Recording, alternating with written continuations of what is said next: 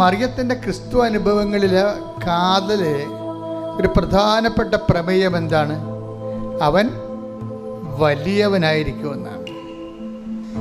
നമ്മൾ ഉടമ്പടിയിൽ അനുഭവിക്കുന്നത് ഈ ക്രിസ്തുവിൻ്റെ വലിപ്പമാണ്.